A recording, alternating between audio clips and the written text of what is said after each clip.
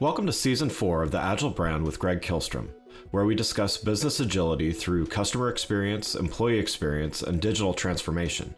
I'm your host, Greg Kihlstrom. The Agile World podcast is brought to you by TEKsystems, an industry leader in full-stack technology services, talent services, and real-world application. For more information, go to TEKsystems.com. To read more about the topics discussed on this show, you can go to my website at gregkihlstrom.com and read my latest articles or get a copy of my latest book, Meaningful Measurement of the Customer Experience, now available on Amazon and other retailers. My name is Greg Kihlstrom, and I'm the host of the Agile Brand podcast. Today we're going to talk about the value of experimentation and getting outside of your comfort zone, and how this can lead to results both personally and professionally. To help me discuss this topic, I'd like to welcome David Wood, high-performance coach and founder of Focus.ceo. David, welcome to the show. Greg, thanks for having me here. Looking forward to talking with you. Yeah, me too. I'm excited to see what we're gonna talk about. Yeah, absolutely. Well, to get started, why don't you give the listeners a little background on yourself and what you're currently doing?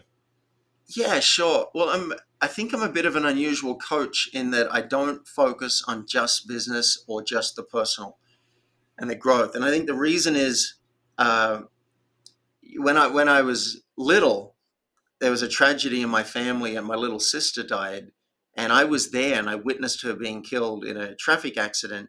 And we didn't know about sending kids to therapy back then. It wasn't something that you did.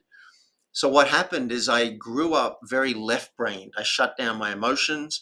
I didn't feel very much, but I came top of my school. I got a scholarship. I got paid to go to university. I became a consulting actuary, consulting to Sony Music and Ford and Exxon. And this is at the age of 24 on Park Avenue. So, I guess there's a silver lining to the tragedy. As I developed, I got really good at numbers, systems, and money. You show me 100 puzzle pieces that are confusing you, I can chunk it down into something manageable. But then I discovered at the age of 27, someone sent me to a personal growth course because I wasn't happy. And it opened my eyes. They cracked my heart open. And I realized that there are people who devote their entire lives to making the world a better place. I didn't know that was a thing. I didn't know that was a career. They didn't kind of offer that at school. So I found myself coaching someone accidentally in the one of the programs, and changed her life overnight. And so I was hooked. I'm like, I want to know what I've been missing the last 20 years. So the last 20 years have been catching up with all the things that were missing, like emotional intelligence, vulnerability, authenticity, communication, true leadership, true influence. And now at the age of 53, I marry those two fields. So I feel like I'm the bridge between the left and the right brain. And yeah, people come to me because they want to make more money in their business. But I keep telling them, if that's all you want, you should go and find someone else. Yeah. Because I'm going to be asking you, how are your relationships? How are you showing up in the world? How's your self-care? Are you living life such that on your deathbed, you will say, I gave it everything. I have zero regrets. That's a little bit about me and what I care about. Yeah, that's great. Thanks for sharing that. And so let's dive in here. And one of the things I wanted to talk with you about related to people making big changes in their lives. We've been living through the pandemic as we're ideally nearing the end of some of that at the very least. There's been a lot of change, a lot of changed behaviors, a lot of things like that. And, we're now in this era, many referring to the Great Resignation, which I think, had been building for years, a lot of the things that are occurring now. But, it's become a time where a lot of people are deciding to make a change, and they're more comfortable with getting outside of their comfort zone in order to do that. Is that, what are you seeing in that area right now as people do seem to be just making these bigger changes? And, is this concept of a comfort zone even a real thing, or is it just an illusion after all we've been through? All right, I love this. I may not answer your question directly, but some stuff's loading up in my mind. So Sure. change and comfort zone. Change is an amazing topic. The nature of life seems to be constant change. Our bodies are disintegrating. We are dying right now. We're also living right now. We're also dying. Everything's fading. Every relationship we have will go. Every physical thing we own will go. And I don't like it. A lot of it I don't like. My dog just walked into the room.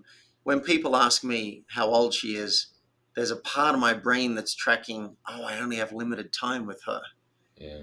I really want like another 30 years with her, but I'm probably not going to get it. So that's the nature of life. And then the ego wants to hold on for dear life to what we have. Right. So that's the Right. game that was set up. It's like, no, wait, I got to hold on to this. I got to keep this money. I got to keep this buddy. I got to keep this relationship. I got to keep this job. I got to keep this business. I got to keep this customer.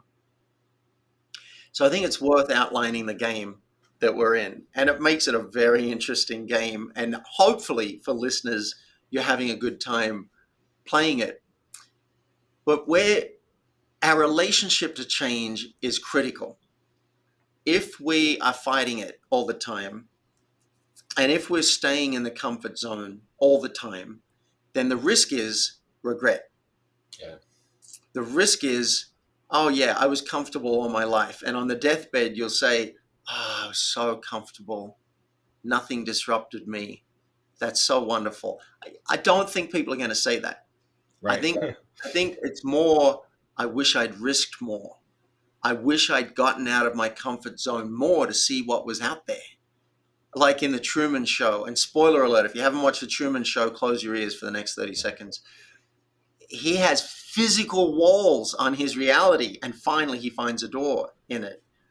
Well, our discomfort zone is that door.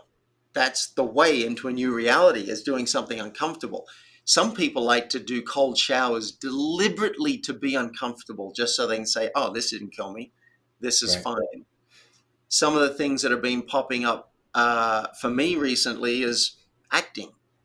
I've wanted to act for 10 years. I've been like, what's that about? Maybe I should dive into it.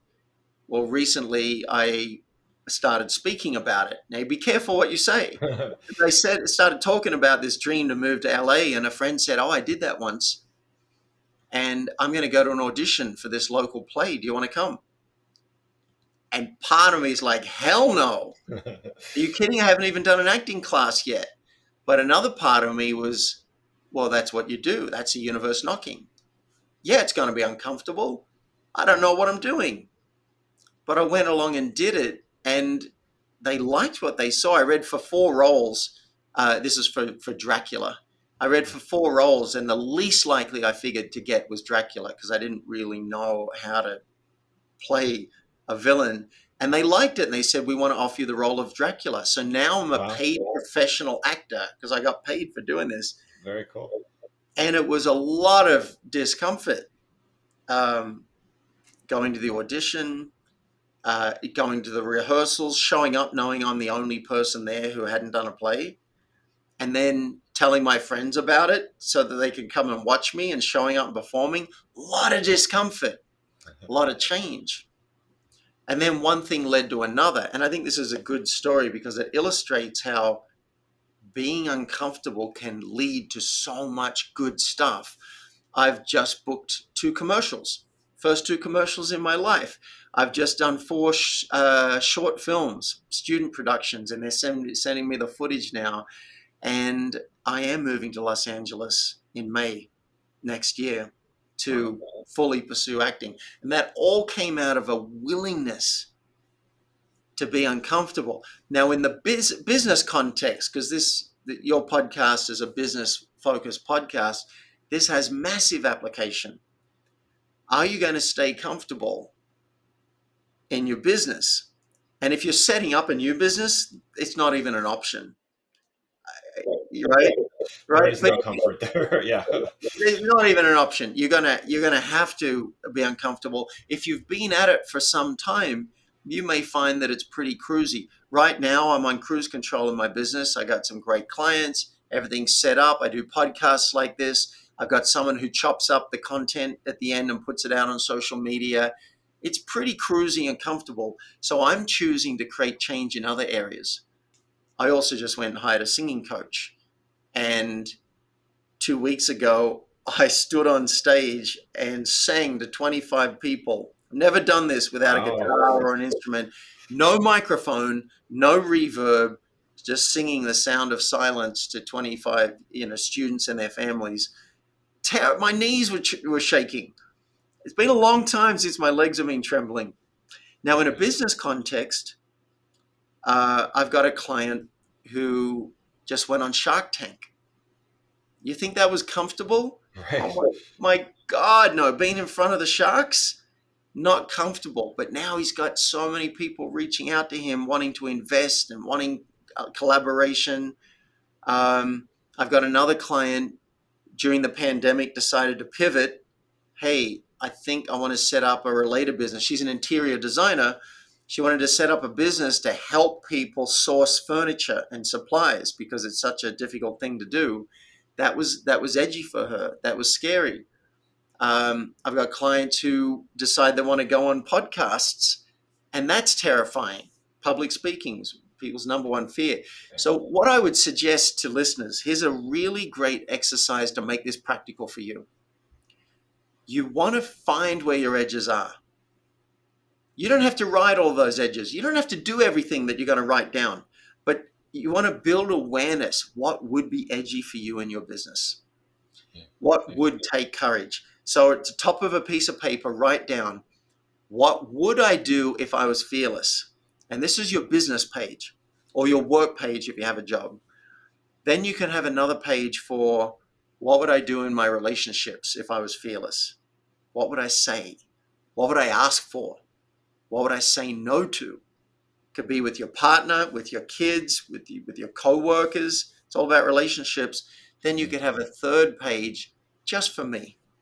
In my life, what would I do if I was fearless? For me, it's singing and acting right now. It could be, I'm single, so it could be asking 10 women out on a date. That'd be a good edge. You get the idea? You want to start to work it out. Let's go back to the business page, since this is a business podcast. Yeah. Some of the things you might look at are, what 10 celebrities might you ask for an endorsement or reach out to? I recently, actually not recent, for 10 years, I've wanted to connect to Alan Alda from MASH. Yeah. Yeah. And it was just there, and I wasn't doing anything about it. And this is where coaching can be so useful, because a coach is going to go, well, what are you doing? But finally, I decided to reach out to him. And I've never done this on a podcast, but I want to see if I can play for you right now my greeting. Hi, this is Alan Alda. David Wood has no interest in talking on the phone right now. Probably busy listening to my podcast.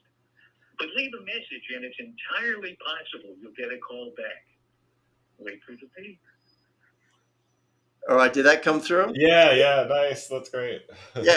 So Alan Alda from MASH, huge celebrity, and it's just one of the things that it was an edge for me to reach out, and I want to get him on my podcast. I really just want to hang out with him, and I'm still working on that. I haven't had a no. I've heard maybe, keep asking, and whatever. In fact, I asked him directly, and that took a bit to get to him. Yeah. And to be able to ask him, hey, what would it take to get you on this podcast? And he said, well, reach out to my producer. We'll see what we can do. But on your page, maybe what 10 celebrities would you like to ask for an endorsement or to collaborate with? Or maybe they look forward to your book. What audiences would you speak to? Yeah. Yeah. What alliances? What's your dream list of alliances? I just asked my client to send me her dream 100 list, and she had it already. I was very impressed. Oh, wow. And these are all of the people that could do amazing things for her business and that she'd like to collaborate with. What 10 prospects would you like to be clients? And would you consider calling them and saying, hey, I realize I want to work with you. Have you got a few minutes to discuss it? I want to tell you why. So, Yeah. hopefully that gets the ball rolling. Now, you do not have to do everything on this list. It's very important, because if you think you have to do everything on the list, your subconscious is going to block a lot of stuff. Right. It's Right. not even going to show you where your edges are. Again, this is where a coach can help to prompt and keep looking and elicit those things that are hiding, because we are creatures of comfort and we like to stick to our habits. I got the same coffee cup I use every morning, the same brand of tea goes in it. I brush my teeth the same way every day. I take my dog on the same path for a walk. We are creatures of comfort. There's nothing wrong with that if you love every aspect of your life. If you want more, you need to do things differently. And spoiler alert, some of that's going to feel uncomfortable. And so Yeah. my question, here's the biggest question I think I could ask on this interview. Are you willing to discover those things that might be uncomfortable and do it anyway? Do it Right. because at the end of the day, there are two rewards I've identified. The minor reward, the smallest reward, is you might get what you wanted. You might get that extra business, those clients, those endorsements. When Jack Canfield said yes, he was going to write the foreword to my book, From Chicken Soup, the high I felt was incredible. So those are the minor Yeah. bonuses. But the major win, you get to feel good about yourself. You get to feel that, hey, I went for that. I did that. I asked for that. Yes, I got 50 no's, but look at me go. Right. That's a Right. big win in my eyes. Yeah, I mean, I think and totally agree with that. And man, your story about starting to act and all that. I mean, that's definitely that's inspirational. I mean, I remember, if you would have asked me, 12 years ago if I would ever be a public speaker, I would have thought you were crazy and looked at you like you have three heads or something. But sure enough, I did it. I did it over and over again, and now I actually I love doing it. And I think that's the other thing, in hearing you talk here. Not only, I mean, you can live a life of comfort, and you can love those comforts, but you might actually find something else that you love that you didn't know that you could love, right? And I think that's a huge thing that I've found is in just kind of, I always just kind of think of it as, if I'm completely comfortable, then there's something wrong, and I'm not doing as much as I could be doing, or should be doing, to find new things that some of them I may hate doing, and there's been plenty of those too, but I've found plenty of things that I actually love doing and find really rewarding, just by doing what you're saying, getting a little outside your comfort zone. Yes. And I want to tell on myself here, Greg, because I just realized this is one of the reasons I'm a coach, because as I share and coach and train and teach, I get to hold myself accountable, and I get to see where I'm not walking my own talk. And I just realized something from my own life where I was shying away from discomfort. Some friends of mine invited me to a medicine journey. And, here in Boulder, a medicine journey is code for taking something that's probably not legal.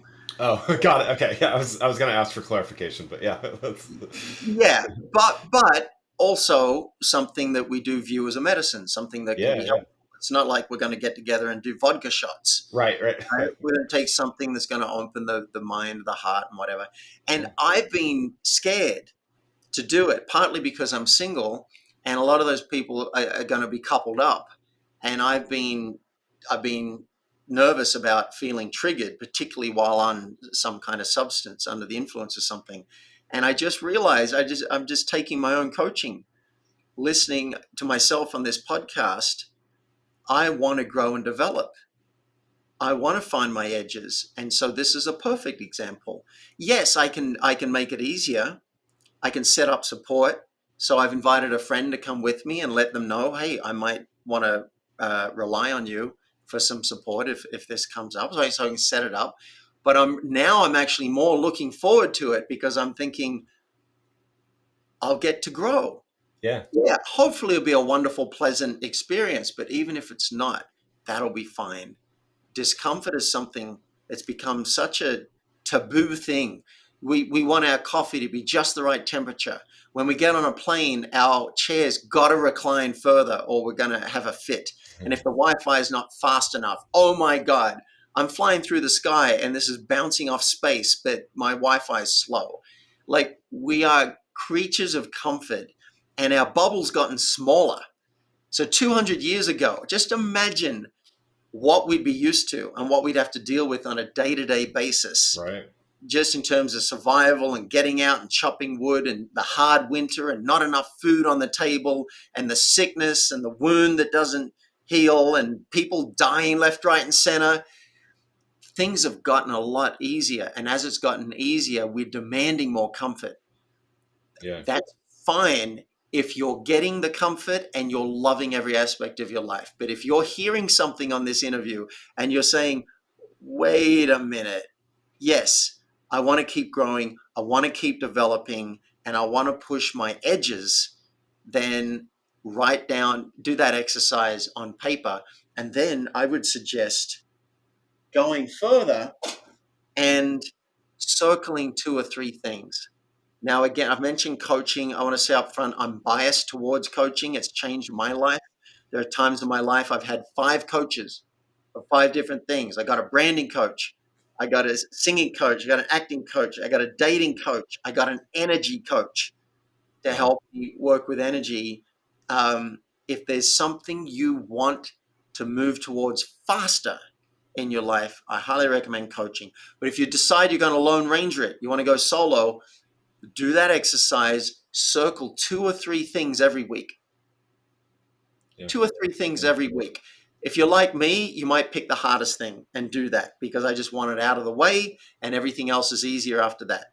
It might be calling a bully from school 20 years ago and saying, and I did this, by the way, this is one of the hardest things I ever did, and saying, I've been resenting you and hating you all of this time, and I'm letting that go, and I just wanted you to know, right? Nice. That Yeah. would be like high on my list as a scary thing to do.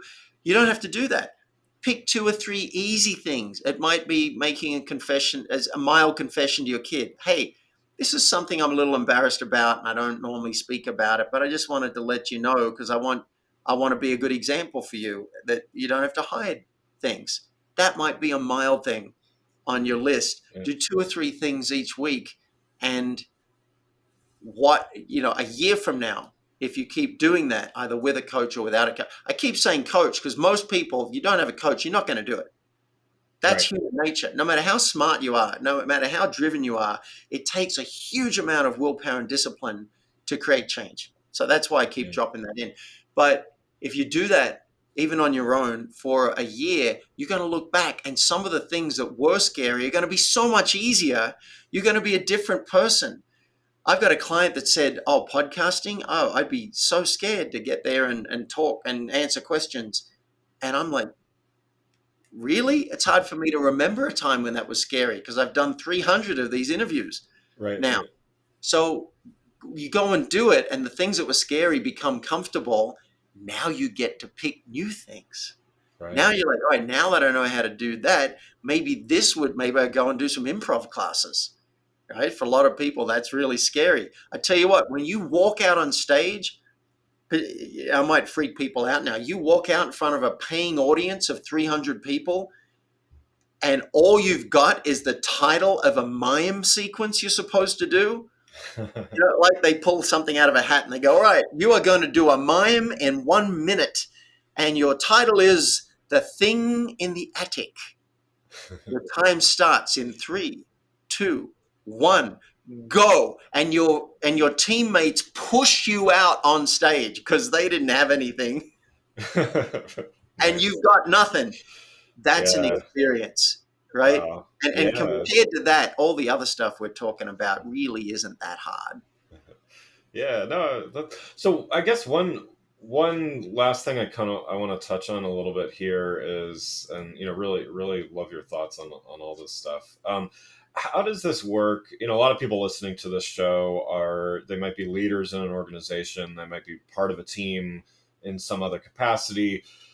How does all of this work in a team dynamic? So, you've got somebody that's stretching, finding their edges, and doing all of those things. So, there's some experimentation going on, not even necessarily knowing if they like it, if they want to be great at it, all of those things. And yet they've also got to be a functional part of a team that is doing, there's uh, an element of needing to maintain status quo there while you're kind of building your own, whether it's your own brand or your own just new pushing yourself outside of comfort zones. Like, what's your advice to someone that has to manage that, both of those things? What do you mean by they've got to? I understood like someone maybe wanting to experiment, like maybe they want to experiment with a new product or a new pivot or a new project. But I think you're saying they also need to maintain the status quo. Can you say more about that? Yeah, sure. So, when you're working as a team, you've got to make sure that you're still a good member of a team, and doing the things that Oh, you need to do while still, I think the the part of yourself is wanting to push yourself into new areas, and other things like that. So, I guess it's okay, it's I got it's a it. question about balance. Yeah, I got it. I've never been asked that question, and it's a really good one, particularly for me, because I'm a disruptor.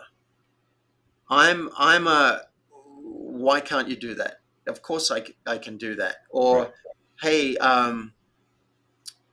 like I might have an idea for a chatbot, and I might start googling it, and I create a draft of it in 2 hours. Boom, Yeah. there's a chatbot. That's my thing. Now, when I worked for a big corporation, I worked for one of the biggest HR consulting firms in the world. That was a problem. That Yeah. was a problem. I had ideas. I wanted to push things and whatever. I went and interviewed for Avon, and their feedback was, "You haven't even been invited to the party yet, and you're already rearranging the chairs." Yeah. And then when I quit my job, my boss said, "I hope in 10 years we'll be ready for someone like you." And then I started my own company, and I started causing problems because I'd be calling someone and saying, "Hey, I got this great idea. Can you do a draft and get it to me by tomorrow?" Fortunately, I had someone who could rein me back in and say, "You can't keep doing that. You have to run traffic control through me because she's already got a list of tasks and priorities and deadlines." Yeah. Yeah. I was like, "Oh, okay." So I would bring my ideas to her, and we'd work out when I could get something on that. Or maybe I needed to hire someone on the side that could just work on little side projects with me. Yeah. So um, I think my answer is my bias is towards disruption. You might want to talk to your team about it and say, "Hey, I want to practice deliberate discomfort. Are you interested in this as well?" I might push you a little bit. I might have some tight deadlines sometimes, and push back on me if you've already got projects and whatever. And I say, "Hey, I want to do this. I want your help on this," and it's going to disrupt something else. Push back and say which one comes first. And Yeah. as a team, we can work out how much newness we can fit. The reason this doesn't normally come up for me generally is I think a lot of people are just playing safe and they're playing stagnant. And I think push. I just listened to the director of Colorado prisons. He came and sat in on one of the trainings we did for prison inmates. Yeah. And he said, "Look, when you start doing this stuff and follow," he talked to the inmates, "when you start following the training you're getting here today, you're going to cause trouble. Yeah. You're going to cause trouble, but it's the good kind of trouble. It's the kind of trouble we need to disrupt things and change the system from the inside." So my short answer is cause trouble, cause disruption. If your team's like, "Wait a minute, we can't handle all this," then you'll deal with it. Yeah, well, and I think what you're saying, like having contract of sorts with them to say, hey, listen, I'm going to do this, but you feel you can push back, and you can I think that's a win-win scenario in there, in that they have permission to to push back if it doesn't make sense, and yet your job, I mean, as a leader, it is your job to push people a bit, and not everybody can or needs to be pushed in the same way, but it's any company needs to grow and needs to get better and more efficient and more effective and all that Yeah. stuff. So I mean, it's more, kind of your job to do that in a way. yeah, the more we talk about it, the more I'm thinking, screw the status quo. Screw the status quo. You come to your team with, look, I want us to be edgier. I want us to be going for it more. Each of you come back to me for tomorrow's meeting, and I'm going to give you each 5 minutes to talk about how we could push the envelope. What could we be really doing if we're going to double business in the next 12 months? What do we need to be doing? Each of you are going to get 5 minutes to talk about it. And then I'll speak for 5 minutes. And as a team, we'll work it out. Okay, we need to be doing more outreach. We need to have someone on alliances nonstop, or at least every Monday is Alliance Day for someone, working out, building alliances. We need to be pushing social media more. We need to double our social media average. Maybe that's what we come up with. And then as a team, you'll work out how we're going to do that. What's going to come first? What'll come second? Do we have enough resources? No. Do we need to hire someone? Or we're going to drop that project. That project's going nowhere. You can do that. So screw the status quo is my final answer. Love it. Well, David, thanks so much for joining. Really enjoyed talking through this stuff with you. For those listening, what's the best way for them to keep up with what you're doing? Yeah, thank you. You can either just be in my universe and get a couple of videos from me a week if you want that, or listen to my podcast, which is called Extraordinary Focus. Or even better, if you are actually serious about creating change and moving towards your goals at a much faster pace, and something resonated for you on this call and you're interested in coaching, request a session with me. I will ask you probing questions before we even get on the Zoom call. And those questions are invaluable. And then on the call, we'll spend 15 minutes to see if coaching even makes sense for you. It may not. It may be like one call is all you need. Or it may be that we can really do a lot together. But go to Focus.ceo. That's actually a domain name. It's not .com. It's Focus.ceo, because we're all the CEOs of our own life. And scroll to the bottom and request a session. I've also got a gift basket of goodies. If you're the kind of person who likes to get like short, powerful downloads that can make a difference to your productivity and your life, myfocusgift.com will take you to a hidden page on my website where there's a gift basket of goodies. And you can request to double your revenue audit through that link as well. It's the same thing. So those are two links. One is Focus.ceo. Scroll to the bottom, request a session, and then myfocusgift.com takes you to a hidden page on my site with a gift basket of goodies. Wonderful. Well, again, I'd like to thank David Wood, high performance coach and founder of Focus.ceo and professional actor, for joining the show. That's right. Thanks, Greg. It's good to meet you. Yeah, great to meet you. Thanks for listening to The Agile Brand with Greg Kihlstrom. Talk with you next week. Thanks again for listening to the Agile Brand with Greg Kihlstrom podcast, brought to you by Tech Systems. If you enjoyed the show, please take a minute to subscribe on your podcast channel of choice and leave us a rating so that others can find the show more easily. You can access more episodes of the show at www.theagilebrand.show. To get a copy of my latest book, Meaningful Measurement of the Customer Experience, visit my website at gregkihlstrom.com. Until next week, stay agile.